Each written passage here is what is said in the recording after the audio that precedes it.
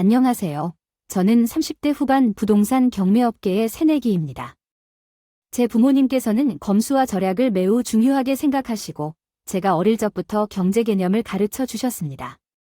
용돈도 엄격히 정해놓고 얼마쯤 준 적이 없으시며 매달 21일에는 다음 달에 필요한 돈이 얼마인지 계획서를 작성하도록 하셨습니다.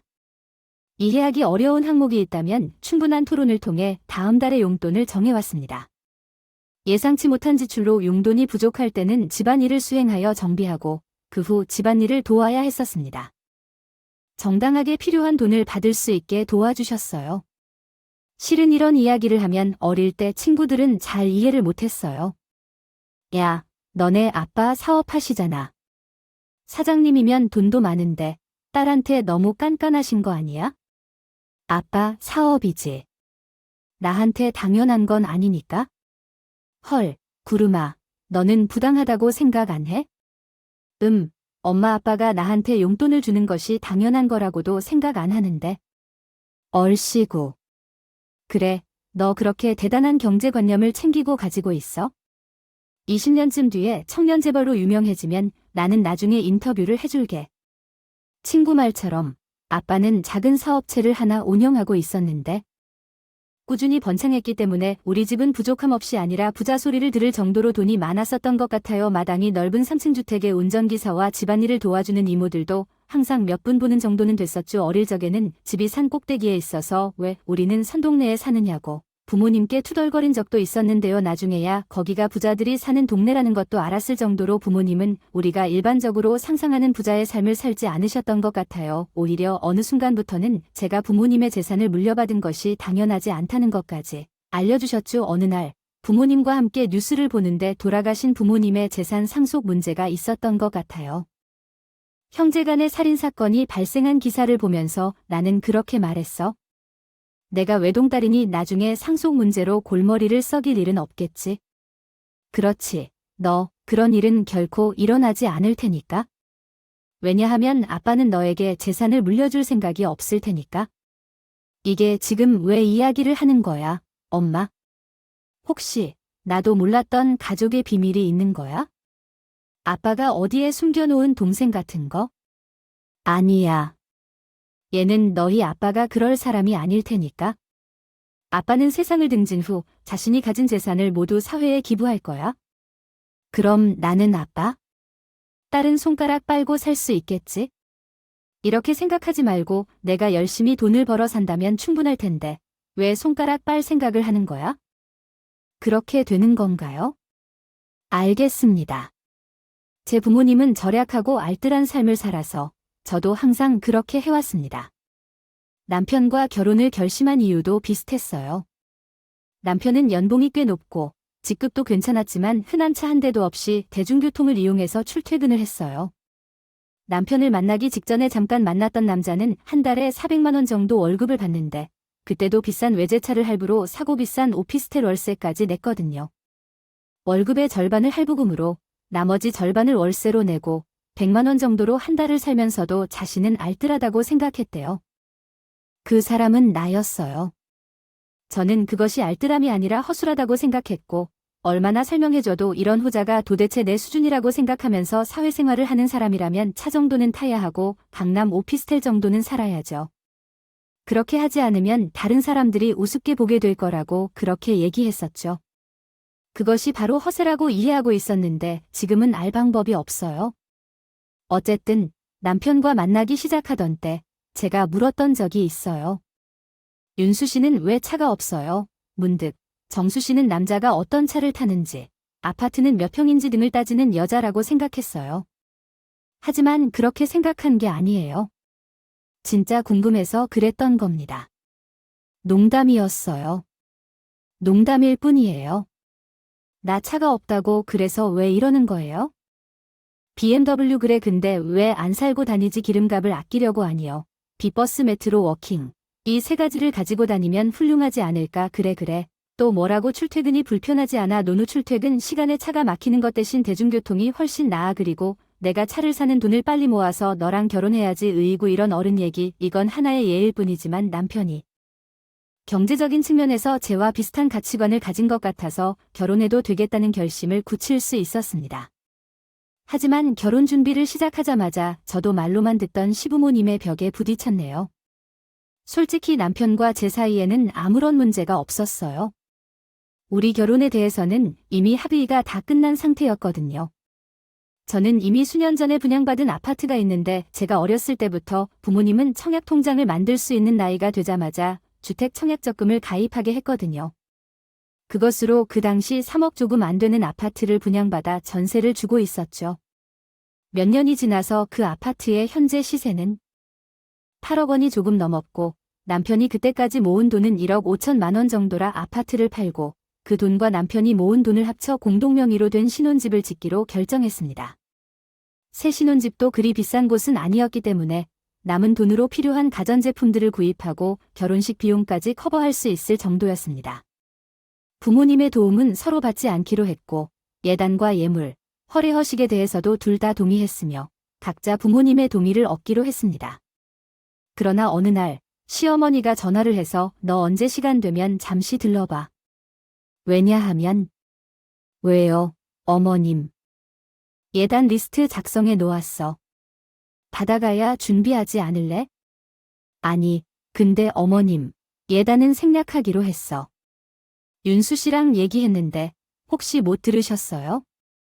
그런 중요한 건 우리끼리 정하는 게 맞다고 생각하니까 나는 동의한 적이 없으니 와서 받아가라. 윤수한테는 나가 따로 얘기할 테니까.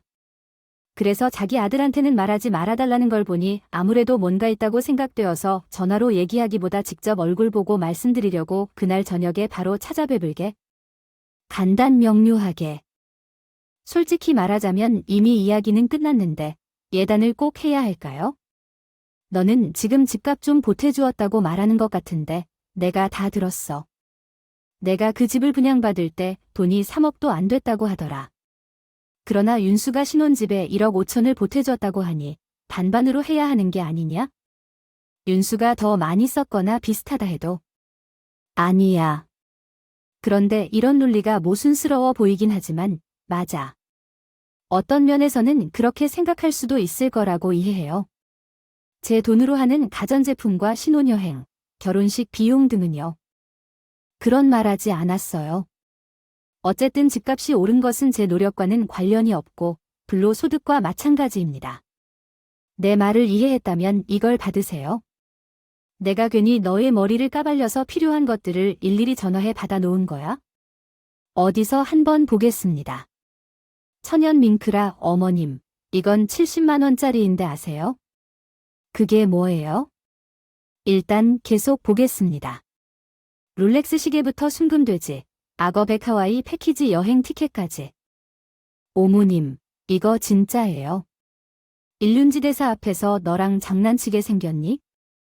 시어머님이 요구하신 예단은 상상을 초월했습니다. 예단 리스트 거의 마지막에는 대한민국 탑 여배우들도 비싸서 눈곱만큼씩 아껴 바른다는데 수십만 원짜리 최고급 수분크림이 적혀있길래 어머니께 물었어요. 아, 그거는 너의 시외 조카가 될 사람 막내딸, 아니, 세상에.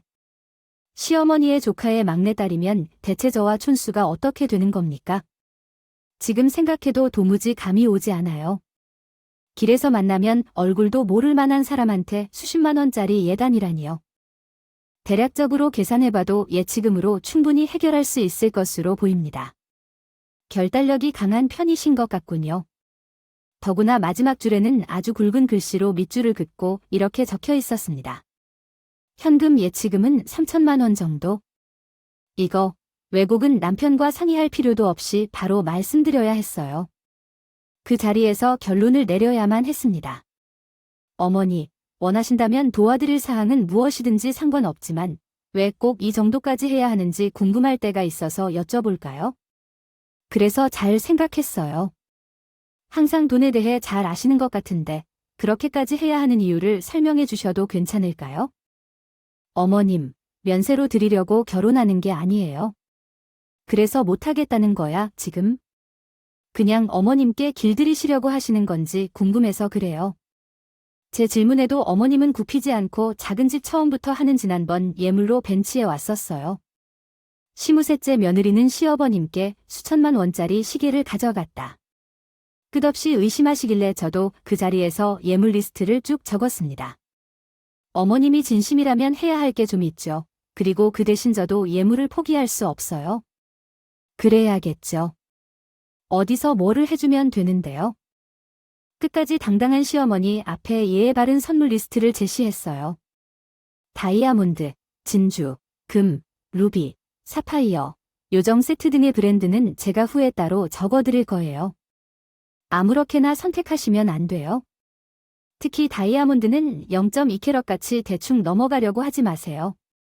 그건 한번 끼워봐도 눈에 잘 안 보이잖아요.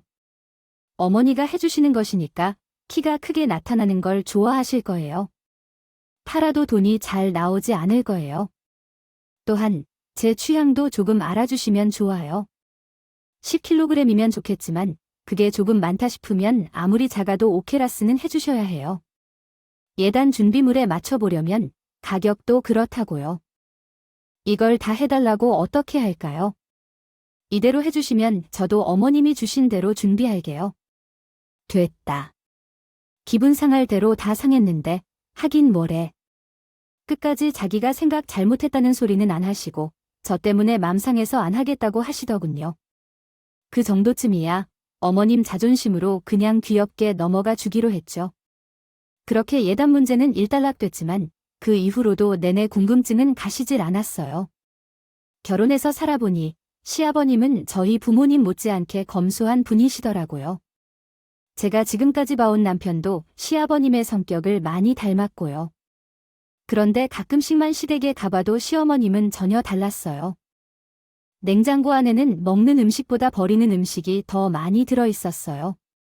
시아버님은 구두 밑창이 낡아도 몇 번이고 밑창을 갈아 구두에 구멍이 날 때까지 신으시는 반면 신발장에는 화려하고 휘황찬란한 시어머님의 신발이 가득 넘쳤어요. 하루 종일 홈쇼핑 채널을 보시면서 뭔가 괜찮아 보이는 것이 있다면 모두 사들이셨어요. 아버님이 농담처럼 그런 얘기를 하신 적도 있었어요. 내 시엄마는 젊을 적부터 먹고 치면 다 사야 했어요. 어느 달에는 내 월급보다 내 시엄마가 쓴 값이 더 많이 나오기도 했어요. 웃으시면서 하신 그 말씀이지만 누구나 알 수 있는 말이었죠. 시어머님은 오히려 시아버님을 탓하셨어요. 그러니까 당신이 좀 더 잘 벌었어야지. 자기가 못 본 건 잘못했다고 하지 않고 남을 꾸짖거나 그러네요. 남편의 말로는 시어머님이 어릴 때 하도 가난하게 자랐다고 했어요. 가끔 어머님이 짠하게 느껴지기도 한다고 해요. 그래서 어머님이 무엇을 부탁하시는 건 거절한 적이 없다고 하셨어요. 나 또한 부족하게 자란 적이 없으니 그러실 수도 있겠다는 생각이 들었습니다. 그래서 결혼 후에는 시어머님께 잘해드리려고 더 노력했어요. 매달 용돈도 아주 푸짐히 챙겨드리고 생일이나 기념일에는 더 많이 드렸죠. 가끔 어머니께서 연락하셔서 눈에 띄게 요청하시기도 하셨는데요. 아, 너 지금 24번 좀 틀어봐봐. 거기서 가방을 저렴하게 파는데 내가 뭘 사야 할지 알아야지. 내가 주문해서 우리 집으로 보내면 돈은 내가 다음에 만날 때 주마. 계좌번호를 드릴 테니까 입금해 주세요. 어머니, 아니에요. 그냥 해주겠다는 말은 하지 않고 알았어요. 내가 은행 가서 바로 입금할 테니까. 아니에요, 어머님. 농담이에요. 제가 가방 하나 사드릴게요. 그리고 어머님이 사시라는 홈쇼핑 가방 대신 명품 가방 선물 받은 적이 있어요. 결혼 전 예닝 문제 때문에 서로 마음이 상했기는 했지만 결혼한 후에는 시어머니도 꽤 잘 대해주셨어요. 물론 생색도 많이 지으시고 검은 속이 섞여 있는 건 알고 있었지만 너한테 이렇게 잘하는 것은 내 친정 부모님들도 알아주실 거라고 생각해. 이런 이야기는 꾸준히 하는 게 좋겠지. 그러면 내가 시댁에서 사랑받는다는 걸 부모님들도 안심할 거야. 그렇지 않니? 굳이 말 안 해도 나 사랑받는 거 다들 알아요. 그래. 윤수한테 들었는데 내 친정 아버지의 사업체를 이번에 아주 키워보려고 한다던데. 그렇다고 하시던데 저는 잘 몰라요. 아버지의 업무니까요. 그러지 말고 좀 자세히 살펴보세요. 그 기회가 오면 좋은 자리를 제공해 줄 텐데 좋지 않을까요? 도련님은 왜 그러세요? 지금 회사에서 잘 다니고 계시는데. 얼마 안 가면 그 역시 제가 봐도 날 잡을 것 같은데. 이왕이면 지금보다 더 많이 받는 게 좋겠어요. 아버지 회사에 가면 더 많이 받을까요? 거기 가면 연봉 협상도 할 텐데. 왜 그러는 거죠? 내가 잘 얘기해준다면 잘 살 수 있는 사돈댁일 텐데. 이런 기회가 있으면 함께 식사를 하면서 이야기를 나누는 것도 좋을 것 같네요. 고기 반찬을 제 앞에 놔주실 때나 근처에 올 때 제 생각이 나서 사왔다 라고 말씀해 주는 것도 좋을 것 같아요. 비싼 과일을 사러 가실 때든 한 번도 그냥 그렇게만 하신 적이 없습니다. 크든 작든 항상 뭔가 다른 요구사항을 툭툭 내어 놓으셨어요.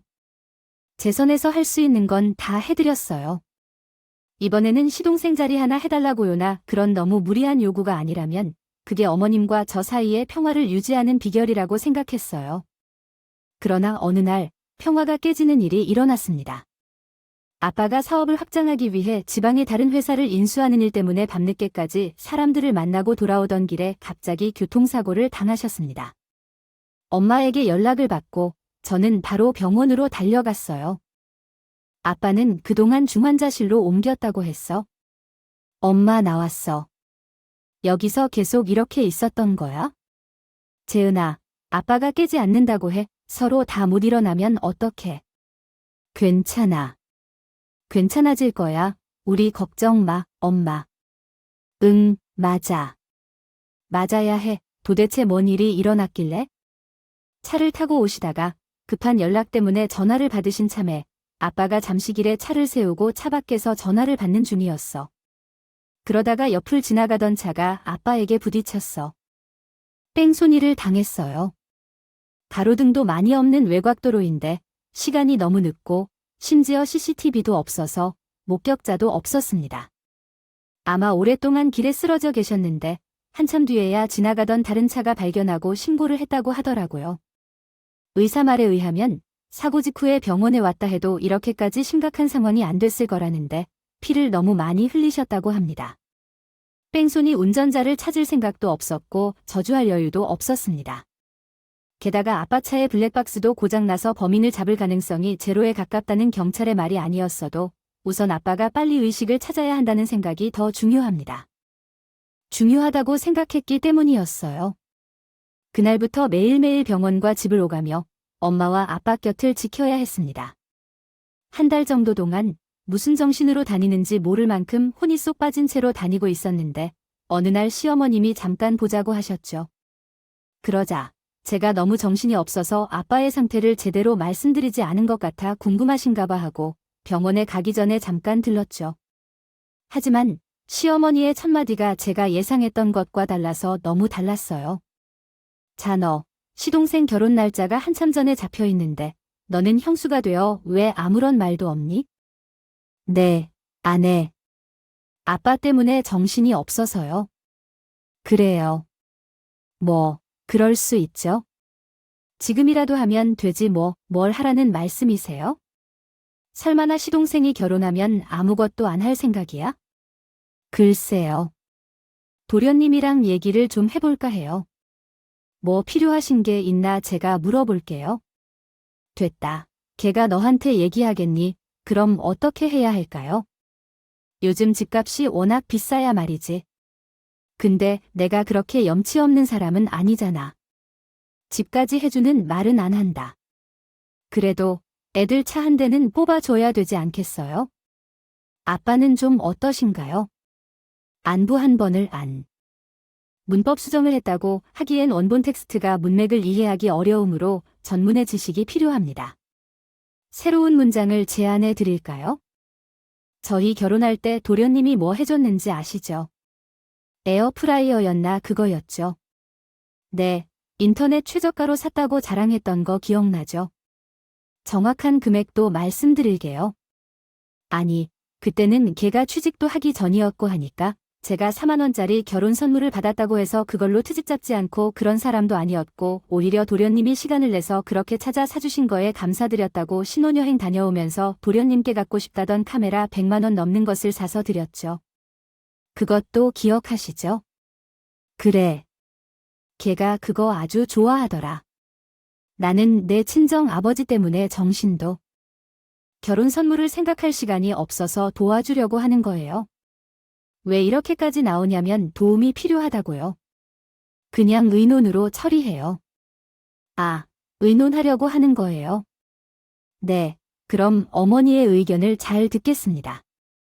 제 의견을 말씀드릴 텐데요. 결혼 선물은 제가 고민해보고 적당한 것을 사겠습니다. 호의를 베풀수록 권리가 생긴다는 걸 시어머니를 보면서 뼈저리게 깨닫게 되었어요. 잘 해드리려면 들어주는 것도 바램도 점점 많아지는 법이죠. 주머니에서 더 꺼낼 것이 있는지 알고 있어서 눈에 불을 켠 채로 있으나 솔직히 말하면 그렇게 없었어요. 눈을 감고 있는 동안 다 해드렸던데 이 상황에서 시동생 차를 태우라는 말은 정말 양심이 없다고 할 만했어요. 어쩌면. 하지만 넘치다 못한 시어머니의 욕심을 다시 정리하고 다시 아빠의 회복에만 집중했습니다. 아빠가 의식을 잃지 않기를 바라며 엄마와 나는 할 수 있는 일은 바보, 지켜보는 것뿐이었어요. 의사들도 다른 방법이 없다고 말했으니 아무래도 상태가 조금씩 나아질 기미가 보이지 않았습니다.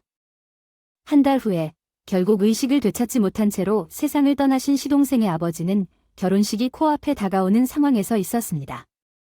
아무런 정신 없이 장례를 치르는 것도 모르겠어요. 더군다나 아버지의 회사가 사고로 문을 닫게 되며 진행 중이었던 합병 계획은 당연히 무산되었고 아버지를 믿고 투자한 투자자들은 이제 빚을 짊어진 채로 있습니다. 장례식장까지 찾아와 돈을 요구하는 일이 벌어지면서 상황은 점점 더 혼란스러워졌고 우리 집까지 찾아와 아버지로부터 상속받은 돈을 모두 내놓으라며 제 머리카락을 끌기까지 했습니다. 마음이 평안을 찾을 여유조차 없는 상황입니다. 하루하루 피가 말라가는 것 같았어요. 재훈아, 너 좀 쉬어야 되지 않을까? 나도 정말 그러고 싶다. 몸도 마음도 모두 너무 지쳤어. 우리 집에 잠시라도 있을까? 거긴 왜? 빚쟁이들이 거기까지 쫓아오지 않을 거 아니야? 지금 내가 문밖만 나서길 기다리는 사람들 수두룩한데. 나야 상관없지만 어머님이 불편해 하실 텐데. 내가 잘 얘기할 테니까. 그렇게 하자. 남편 말대로 잠깐이라도 시댁에 머무르기로 했어요. 그때 제 판단력이 너무 흐려져서였을까요? 결코 우려 판단이 아니었다는 걸 뒤늦게서야 알게 됐죠. 시어머니는 이전과 180도 다른 태도로 저를 대하셨습니다.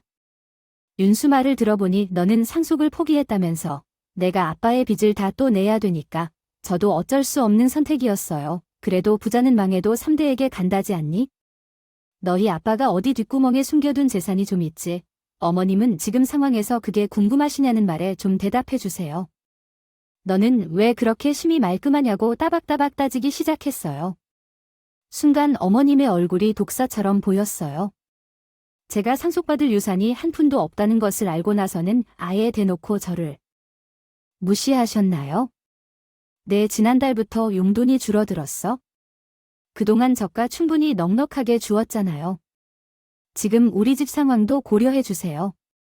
어머님께서 좀 이해해 주세요. 제가 또한 제 생활을 살아야 하는데 갑자기 이렇게 죽여버리면 어떻게 하라는 거예요? 안 그래도 어머님의 소비가 너무 과하시잖아요.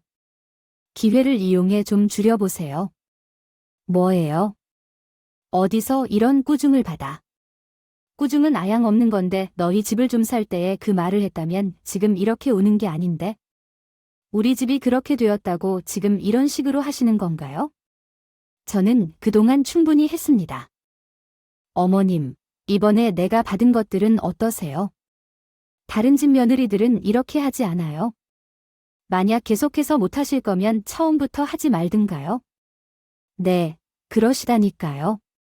그럼 다 없었던 것처럼 어머님, 이번에 내가 받은 것들 다 돌려주시겠어요? 아예 안 받으신 걸로 해도 된다는데요. 나도 참아야 할 만큼 말 잘 듣는 며느리를 새로 맞이하든가요? 단호히 말하셨다가도 거름마하는 시어머님만 해도 나에게는 매우 스트레스가 되고 나중에는 남편까지 이야기하던데요. 처음에는 내 편을 들어준다 생각했는데 슬슬 지친 건지 아니면 스스로도 방법이 없다고 생각하는 건지 시어머님과 나가 말싸움을 하면 끝없이 싸울 뿐입니다. 어디론가 사라지곤 했죠. 주말에는 대체 어디를 가는지 아예 집에 붙어 있는 날이 없었습니다. 당신은 또 어디론가 나가고 나는 어머님 때문에 좀 힘들었어요. 오늘은 그냥 집에 좀 있다가는 안 될까요? 내가 있다고 달라질 거 있어요? 서로 자기 할 말만 하고 당신이 그렇게 얘기하면 안 되죠. 아, 그럼 나에게 어떡하라고. 엄마는 맨날 나에게 너랑 이혼하래지. 너가 엄마 때문에 죽겠다고 그러는데. 중간에서 나도 미치겠어. 당신은 지금 나한테 짜증내는 건가요? 짜증이 날 만큼 안 그러면 되는 거 아니에요? 지금 빌부터 살면서 엄마의 비위를 할 만큼 하지 못할 뿐더러 다른 며느리들이 다 하는 걸 넌 왜 못하느냐고요? 뭐요? 빌부터 살아 그래. 솔직히 나는 우리 집을 지킬 수 있을 줄 알았어. 근데 그것마저 빚쟁이한테 다 넘어가고 이게 빌부터 살아가는 거지 아니야? 그럼 상황이 이러면 성질을 좀 죽이고 납작 엎드릴 줄도 알아야 해. 넌 뭔데 그렇게 고개를 돌려? 남편의 얘기를 하면서 남아있던 자존심조차 무너지는 것 같았습니다. 하지만 정신을 더 바짝 차리고 주눅들거나 기죽지 않으려고 애를 썼어요. 물론 더럽고 치사하고 다 꼴도 못 보기 싫어했어요. 이혼을 결정하고 떠나버릴까 하는 생각도 했습니다. 그런데 지금은 그럴 필요가 없다는 생각이 들었어요. 꼴만 우스워지게 뻔하니까요. 게다가 그 중에 남편에게 다른 여자가 있는 것 같다는 느낌이 왔어요. 확실한 증거는 없었고 그걸 찾을 여력도 없었지만 여자의 직강이란 게 있으니까요.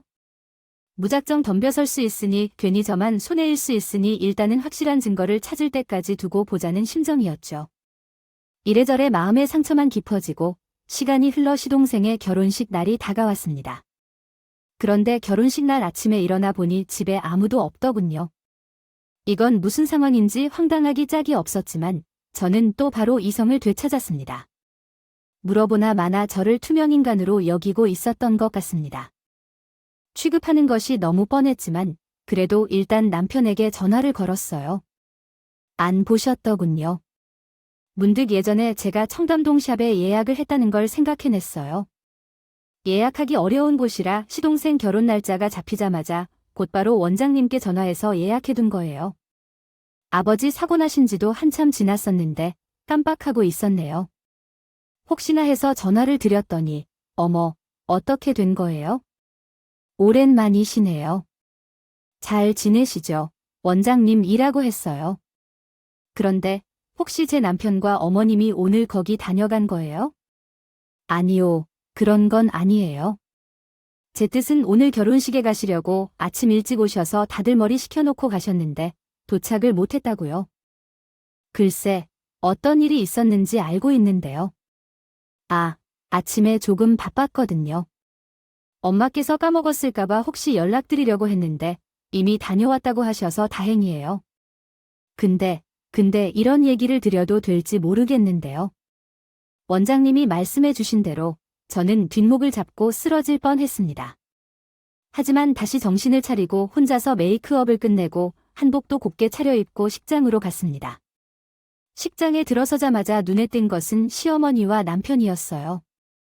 한복을 입고 웃으며 얌전히 앉아있는 여자였어요. 원장님과의 통화로 그 여자가 누구인지 이미 알고 있었어요. 아침에 다른 여자가 같이 와서 메이크업을 받으면서 어머니가 여실을 떨길래 원장님은 제가 이혼한 줄 알았다고 하시더라고요. 덕분에 전현이구나. 딱 봐도 알겠더군요. 일단 그 앞에서 어떻게 들을 하나 지켜봤죠. 아이고, 바쁘신데 이렇게 걸음을 다 해주시고 감사하네요. 아참, 여기에 인사해요. 우리 큰 며느리가 될 사람이에요. 안녕하세요. 앞으로 잘 부탁드려요. 그러면, 아이고, 그냥 편히 얘기해도 괜찮아요. 큰아들도 곧 재혼합니다. 그러니까요, 그렇게 된 게 맞죠? 맞습니다. 지난번에는 우리가 며느리 때문에 정말 속이 썩으면서 살았죠. 이제는 우리 큰아들도 자신의 아내를 존중하며 살아가야 합니다. 앞으로는 저희 새며느리를 예쁘게 대해주셨으면 좋겠어요. 시어머니의 그 귀한 미소를 보면 톡가 쏠 지경이었어요. 그래서 더 이상 지켜보기만 할 수 없어서 급히 그 앞으로 뛰어가서 장식된 꽃 한 송이를 가져다가 시어머니에게 표현했습니다. 그런데 무슨 짓을 하는 거냐며 시어머니께 물어봤더니 제가 상황을 잘못 파악한 것 같아서 한 번 더 실수했어요. 이제 뭘 하는 건가요? 사람들이 다 보는데 이런 행동 정말 마음에 안 들어요. 남의 가정에 와서 이런 짓을 해선 안 된다는 게요. 봐봐요. 처음 만나는 거니까 지금 그게 당신이 할 말인가요? 당신, 그래 이제 남았으니까 자유롭게 해보세요. 일을 하지 못하시면 살지 못할 거려. 잘 됐다죠. 이런 말을 하면서 미친 척해 가세요. 꼴이 보기 싫으니까 어머마님, 그렇게 이야기하면 너무 슬퍼요. 아버지도 돌아가셨는데 찾아갈 친정이 없는데, 그래요 엄마, 그렇게 말하시니까 길바닥으로 내쫓는 것 같은 느낌이에요. 어이구, 아주 심지어 욕을 하시네요. 그래 좋아요. 그러면 내 맘대로 해볼까요? 인연이 맺어졌는데 저는 시어머니에게 달려들어 곱게 빗어 올린 머리채를 쥐어뜯었습니다. 죽여라, 죽여. 여기가 어디냐고 소리를 질러 시모의 머리채를 쥐고 바닥에 내동댕이를 친 후 저를 뜯어 말리려던 상간녀의 멱살을 잡고 옷고름을 확 뜯어버렸습니다. 그 와중에 남편 새끼는 지퍼 저고리를 벗어서 상간녀를 감싸주더군요. 그 지퍼도 빼더서 남편 얼굴에 패대기를 쳤죠. 결혼식에 참석한 하객들이 이게 무슨 구경거리냐 하면서 주위를 둘러봤지만 시어머니녀는 동네 창피하다며 고래 소리쳤는데 창피한 줄 아는 사람들한테 어떻게 되었냐고. 다 창피한 건가 보다, 너희들아. 큰 소리치고 매무새도 가다듬은 뒤 식장 나왔지. 얼마나 창피해할지 봐라. 그날 말고 시작일 뿐이었어. 며칠 뒤엔 아버지께만 따로 전화드렸어. 끝날 땐 끝나더라도 인사는 할 거라고. 그리고 한 남자와 함께 망할 집 구석을 찾았어. 그 남자 얼굴 보니까 시어머니와 남편의 상간녀 얼굴이 흑색이 되더라. 시아버지 눈치 살며면서 이야기하길. 그럴 줄 알았습니다. 너, 지금 이게 왜 이러니? 여보, 우리 잠깐 밖에 나가서 얘기 좀 할까? 여보는 누구 보고 여보래. 지금 아직 그게 아니에요. 이게 무슨 상황인지 혼자만 어리둥절해 있는 시아버지께 저는 이게 무슨 상황인지 차분하게 말씀드렸어요. 시아버지, 그날 식장에서 난동 부린 건 죄송해요. 그런데 아버님이 생각하셔도 제 잘못만은 아닌 거 아시죠? 아버님도 저 자식 윤수 씨가 전혀 만나는 걸 눈 감아 주신 건데요. 더러운, 치사한 저라고 어머니 말씀대로 이 집 며느리가 되겠습니다. 그만하려고요. 근데 어머님, 상간 남딸을 며느리로 들이다니 이게 무슨 개족보예요? 개짓거리도 참 창의적으로 하시네요. 이해가 지금 무슨 헛소리를 하는 거야? 당신은 거만 일수 너 계속해라. 아버님, 여기서 화내시면 안 되죠. 아직 남았는데 어머님 이분이랑 배꼽 맞춘 지 한참 됐대요. 요즘 흥신소가 좋긴 좋아요. 일을 참 잘해. 돈값을 아주 제대로 하네요. 여기 증거 사진 있는데 직접 보시겠어요?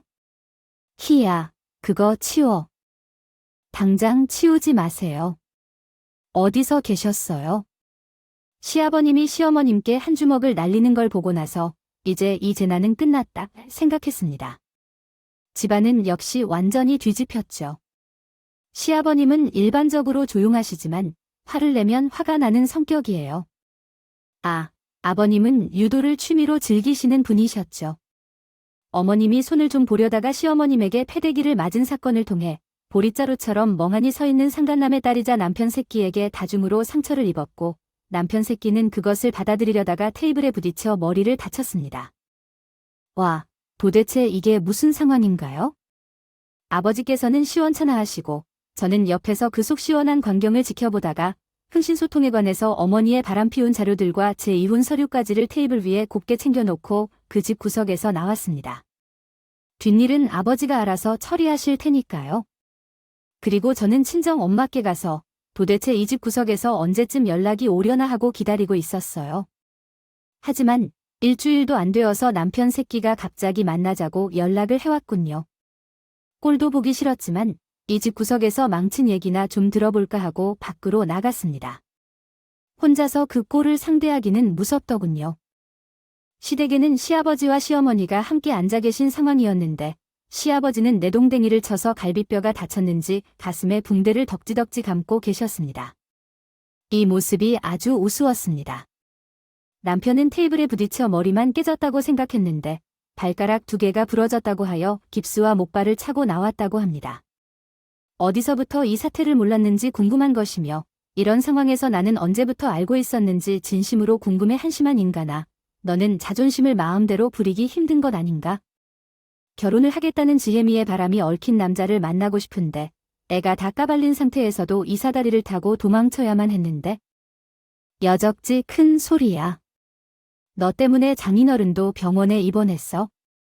얼씨구 벌써 장인어른이시네. 인간은 적응의 동물이라더니 빠르다. 빨라. 우리 너를 고소할 거야. 어머. 뭘로 고소하시게요? 물이 다 아버지 집에서 쫓겨났다고. 이게 다 너 때문이잖아. 아유, 이거야 그냥 확 뭘 어떻게 할 건데? 한 대. 치시게. 치여 어디? 잠깐만, 이왕 칠 거면 증거도 좀 남기자. 동영상 좀 찍을게. 됐고, 폴로만 얘기하자. 너 위자료 내놔. 왜냐하면 제게 실금실금 빼가신 분이 꽤 되시는데 그것보다 그 사람들한테 주고 없나 봐요. 그리고 미친 사람 같으시네요. 머리에 든 게 없으신가요? 그 나이까지 도대체 기본법과 상식 하나 없나 봐요. 위자료를 누가 누구에게 주는지도 몰라요. 아니, 아버지께서 저에게 위자료를 청구했다고 하셨어요. 그 돈이 어디 있는지 모르겠어요. 아이고, 세상에. 글쎄, 아버지가 청구한 위자료를 왜 저에게 받아가려 하시는지 모르겠네요. 또 이야기해요. 이 모든 게 다 너 때문이라는데 맞아요? 이렇게 말 안 통하는 사람들인 줄은 이제서야 알게 돼서 왜 몰랐을까 싶네요. 너무 관대하게 살았나 봐요. 그 위자료는 제게도 주셔야 될 겁니다. 이게 무슨 말인지 영 모르겠다면 변호사를 찾아가서 상담해 보세요. 돈을 좀 두둑히 준비해두는 것이 좋을 겁니다. 시아버지는 당연히 이혼을 선언한 후 위자료를 청구한 것은 물론이고 꼴보기 싫다며 남편을 눈까지 집에서 다 쫓아내셨다고 하더라고요. 당신 집에 있는 것은 먼지 한 톨도 건드리지 말라며 빈손으로 내보내셨죠. 인생 막장을 살다가 개털이 된 거죠 뭐. 그런 얘기를 제게 오면서 원성을 댈 줄 알았나 봐요. 저는 제 사람들에게는 한없이 관대할 수 있지만 아니라고 생각하면 또 얄짤없는 게요. 나도 제 인생에 손해를 봤어요. 가만히 있을 수 있겠어요? 남편은 남편대로, 시어머니는 시어머니대로 양쪽 모두 위자료를 청구했죠. 끝까지 큰 소리를 떵떵 치더니 수첩 날아갔을 때 겁이 나서 또 연락이 오더라고요. 그래도 잘 버텼는데 요즘 아버지한테 쫓겨난 이야기가 나가서 회사에서도 해고당했어요. 퇴직금도 한 푼도 못 받고요. 너도 집안이 망할 때를 경험해봤으니 돈이 손에 없을 때 얼마나 어려운지 알겠죠. 얼마 전까지는 나 때문이라며 큰 소리를 쳤던 사람들이 지금은 얼굴색 하나 안 바꾸고 180도 태도를 바꿨어요. 태도를 보고 있으면 정말 가짜였다. 길 끝에 나는 건 너희의 일이고요. 저도 받을 건 받아야 해요. 긴 말하기 싫으니까 법으로 해결하죠. 두 인간이 무릎을 꿇고 애걸복걸하고 있는데 저는 쌩까고 돌아왔습니다. 근데 희한하게도 빈손으로 쫓겨났다더니 1년 정도가 지나니까 제가 청구한 위자료가 통장에 다 들어왔더라고요. 이게 무슨 일인지 복권이라도 당첨됐나 싶었지만 굳이 알아보진 않았어요. 벌 줄 거 주고 받을 거 받았으면 돼요. 저는 아빠의 사업이 망하면서 모든 걸 다 잃은 것으로 생각했습니다. 어떻게든 다시 일어서 보려고 열심히 살고 있던 찰나 정말 하늘이 도왔다고 생각할 만큼 반가운 일이 일어났어요. 제 집까지 빚쟁이들한테 다 넘어가고 제 손에는 한 푼도 남지 않았다고 생각했는데 서울 근교에 제 명의로 된 땅이 수만 평 남아 있었다는 겁니다. 꼼꼼한 아버지께서 혹시나 어떻게 될지 모르는 상황을 대비해 남겨두신 거였어요. 이미 빚 청산은 다 끝났기에 상속 포기 재산 대상에는 해당되지 않는 거였죠. 그 지역의 아파트 건설이 결정되면서 아버지가 법적으로 모든 것을 정리해두신 부동산 관계자에게 연락을 받고 알게 되었어요. 땅값을 아주 제대로 받아 저는 다시 그 돈으로 새로운 일을 시작하게 되었어요. 그게 바로 처음에 말씀드렸던 부동산 경매를 전문적으로 하는 일입니다. 왜 수많은 일 중에 하필 그 일이냐고요? 아버지의 사업이 망하면서 집이나 회사가 모두 빚더미 속으로 떨어지면서 어머니가 고생하시는 것을 보면서 저는 집이 없이 시골집에 얹혀 살았던 경험이 있어요. 그 후로 이 일에 관심이 생겨서 공부를 좀 해봤는데 경매에 넘어가는 집들 같은 경우 그 집에는 돌고래를 못하는 노인들이 혼자 살고 있는 경우가 많더라고요. 법은 법인이 집행해야 하고 의사소통도 제대로 되지 않는 어르신들이 답도 모르고 계시다가 평생 살았던 집에서 쫓겨나면 어떻게 할지도 모르겠어요. 경매를 정확히 배우면서 이와 같은 분들을 위한 대책까지 마련해주거나 그러한 분들을 위해 살 곳을 만들어주는 일을 하고 싶었어요. 아직은 그러한 시스템 자체가 마련되지 않아 많이 어렵습니다. 일단은 땅값으로 받은 돈 중 일부를 투자해 작은 건물을 하나 샀고 그러한 분들의 임시 거처로 사용할 수 있도록 조성했어요. 그런데 어디서 거지 같은 사람들이 돈 냄새를 맡고 다시 찾아왔더군요. 네, 너가 숨겨놓은 최상의 것이 있었다며 갑자기 이야기했어요. 개소리 하지 마요. 우리 다시 시작해봐요. 여보, 여기 있어. 너 어딨어? 그러지 말고, 제발. 그래, 너 위자료 그거 주려고 우리랑 만나러 온 거잖아. 사채를 냈단 말이에요. 지금은 원금보다 이자가 더 많이 늘었어요. 제발 도와주세요. 시어머니가 하는 짓이 그렇죠. 시아버지가 전에 하신 말씀처럼 버는 돈보다 나가는 카드값이 많다던가요. 그 얘기가 생각나네요. 인생을 아무 계획 없이 그냥 닥치는 대로 사는 사람이었던 거죠. 그러거나 말거나 제 알바는 아니지만 끼니도 못 챙기고 다니는 모습을 보니 얼굴이 반쪽이 되었어요. 그날 먹은 국밥값은 저가 계산해서 나왔어요. 그 정도까지만 하고 싶어요. 이제는 다시 제가 할 일을 하러 가면서 제 인생을 돌봐야죠. 제가 하는 일의 즐거움이 너무 좋다며 제가 가는 길을 함께 가고 싶다는 남자도 지금은 옆에 있어요. 저는 변호사인데요. 돈은 못 벌어요. 아까 말한 것처럼 집이 저당 잡혀 있다가 집에서 쫓겨났습니다. 불쌍한 노인들을 위해 1,000원이나 2,000원 받고 변호를 해주는 일을 하고 있거든요. 네, 그렇습니다. 일하다가 만난 사람이에요. 처음에는 그 사람이 나를 나쁜 사람으로 오해해서 많이 싸웠는데 지금은 서로의 생각과 마음을 누구보다 잘 알고 있죠.